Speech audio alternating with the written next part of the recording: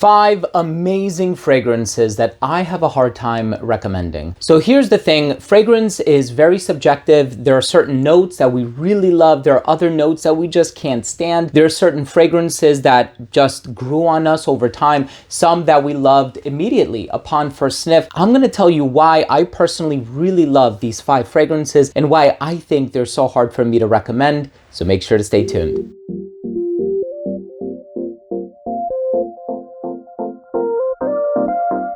Now, before I begin this video and I tell you all about these 5 amazing fragrances and perfumes that I have a hard time recommending or that I wouldn't recommend to everybody, I want to start the video off first by saying that if you're a fan of fragrance-related content, and of course, if you love smelling your best, hit subscribe, hit the bell, and give this video a thumbs up for the YouTube algorithm. It would really mean a lot to me. Now, before I begin the video, I do want to say that if you're interested in sampling a lot of these fragrances, because I will admit a lot of this stuff on this list is quite pricey, you can utilize a service like ScentSplit.com. ScentSplit is amazing. You can buy a decant of a perfume, 1 ml, 5 mls, 10 mls, whatever the case may be. Try it on your own skin, see how it works with your skin chemistry, see if it's to your liking, because like I said, scent is very subjective. And then if you like the way that it smells, if you've fallen in love with it, then you can commit to the purchase of a full-size bottle. But ScentSplit is such an amazing service. Links are gonna be down below. Let's go ahead and start things off with the fragrance in the number 5 spot, and this is Haultain by Parfum de Marly. Now, here's the thing, there's so many Parfum de Marly perfumes that I would not recommend at all.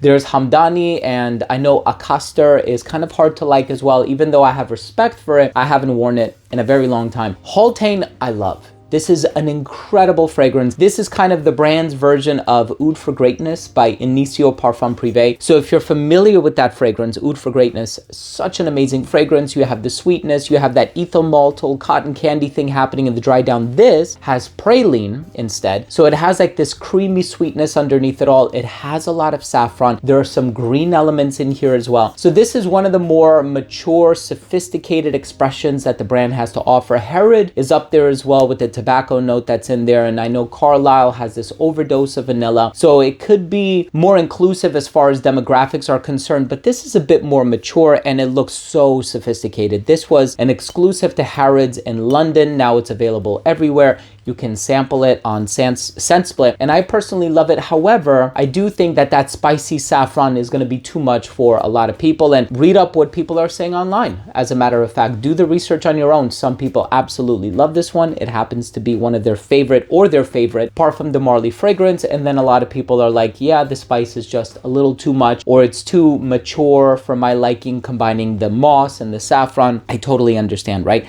I don't think it's going to be everybody's cup of tea. I think some of the more mass appealing perfumes from Marly on the men's side are like Leighton and Percival and Perseus and Altair. And then for the ladies, of course, we also have Delina, Delina Exclusive, La Rosée, Oriana, Athalia, so on and so forth. Sample this one. Now, the next one, I just don't recommend this often because it's so darn expensive, and I don't know if they still manufacture it. I think they do. I don't think this was a limited edition perfume, although it might have been. Something compelled me to purchase it, and I think I paid over like $600 for it. So I make a lot of financial investments when it comes to the fragrances in my collection, and this one by Roja Parfum is called Semi Bespoke number 26. Now, when I tell you this is one of the best patchouli fragrances I've ever tried, it's one of the best patchouli fragrances I've ever tried. Perfectly unisex. Some might even argue it's feminine leaning. I know there's a lot of patchouli perfumes on the women's side of things, including Angel by Thierry Mugler, but there's just something about this fragrance. I know patchouli is a love it or hate it ingredient, right? A lot of people are enamored by the note of patchouli. I personally don't mind it. I think it's all about how it's blended and how it's decorated and what other notes are included in the composition. That's really going to make a big determination as to whether or not I'm going to love that fragrance. But ultimately, this is a beautiful, beautiful fragrance. But if you don't like patchouli, stay far away from this one. Now, this one is so rare. In fact, ScentSplit might not have it. So I don't know. I'm just kind of throwing that out there. I didn't check the website to see what's available and what's not available because I didn't want to curate this list based on what they carry. I wanted this to be a very authentic list. Just having looked at my collection, I just wanted to sort of grab things off the shelf and talk about them. But this is absolutely absolutely beautiful. And the other reason why I can't really recommend it too much is because of the price, right? It's hard to tell somebody, oh yeah, go out and buy this $650 perfume, and then they end up not liking it, right? So I didn't want to do that. Mega Mare by Orto Parisi. Now, you know the narrative about this one. I don't think I need to disclose too much about it. Just smelling it off the atomizer, you can tell how strong it is. There's Koyam and there is Bergamask or Bergamask. There's so many beautiful fragrances by Orto Parisi. Mega Mare is the viral hit, right? Everybody knows about it. Some people are even going as far as calling it the best aquatic perfume ever made. I don't know, that's a bit of a stretch. I know there's Green Irish Tweed and there's Cool Water, both composed by Pierre Bourdon. One is a twist of the other. So there's a lot of beautiful aquatic perfumes, but this one has a very spicy personality. So it's a lot more inexpensive when compared to the other two. And yes, you're getting less liquid, but it lasts a lot longer. So don't worry, I think that kind of makes up for it. The spice in here can be quite overwhelming.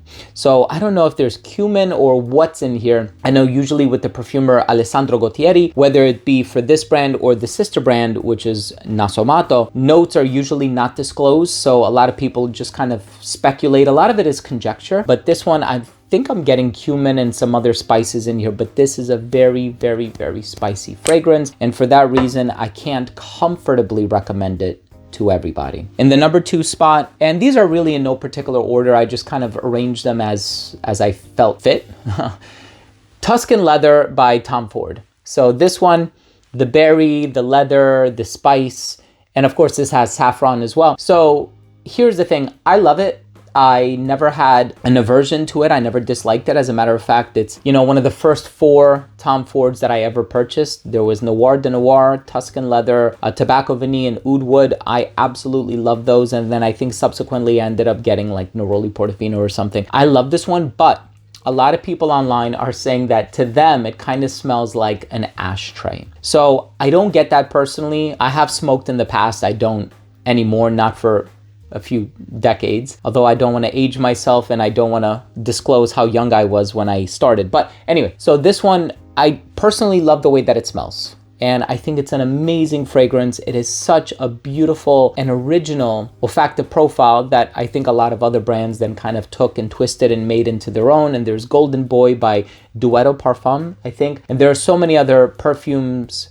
that have kind of put out their own version of the Tuscan Leather DNA. But of course, if you haven't tried Tuscan Leather, it's sophisticated. It is like dressed up. I wouldn't say professional because I wouldn't wear it to the office. I think it might be a little too heavy-handed. And I think it's a lot easier to wear than Ombre Leather. I think Ombre Leather, having taken away that berry note, it's all about the spices and the leather, but this one is amazing. And the perfume in the number 1 spot. So this fragrance gets compared to another super popular fragrance by Tom Ford. And that fragrance, the original, let's call it, is a fragrance that is, for a lot of people, hit or miss. Some people absolutely love it. They're infatuated with it.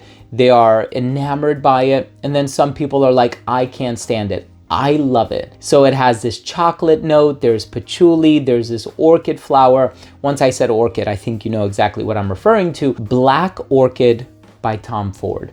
Now here, this brand has put out kind of their version of it. It's in the same wheelhouse. This one, I would say, lasts a little bit longer. Either it's the same longevity or it lasts a little bit longer, but I know when every single time that I've worn it, it's had quite the tenacity on my skin. And I purchased this one many, many, many years ago. This one by Tiziana Terenzi is called Maremma. And again, I would have a hard time recommending this one for the simple fact that, well, a lot of people they either love Black Orchid or they don't love Black Orchid. And I think that, yeah, that sentiment is going to carry over into this one. However, if you love Black Orchid, if it's like one of your favorite perfumes and you haven't tried Maremma, do yourself a favor, go to ScentSplit. I am praying that ScentSplit carries this so you can at the very least get yourself a sample of it, because I am telling you, it is a beautiful, beautiful fragrance. And I love it. I love all 5 of these. And I purchased them. I purchased every single one of them, and for very good reason, because I love them. So anyway, thank you so much for watching. I hope you took something of value from today's episode. And of course, if you did, please do consider supporting the channel by clicking subscribe, hitting the bell, and giving this video a thumbs up. It would really, really mean a lot to me. Thanks again for watching. I love you all, and we'll see you tomorrow with a new episode. Bye.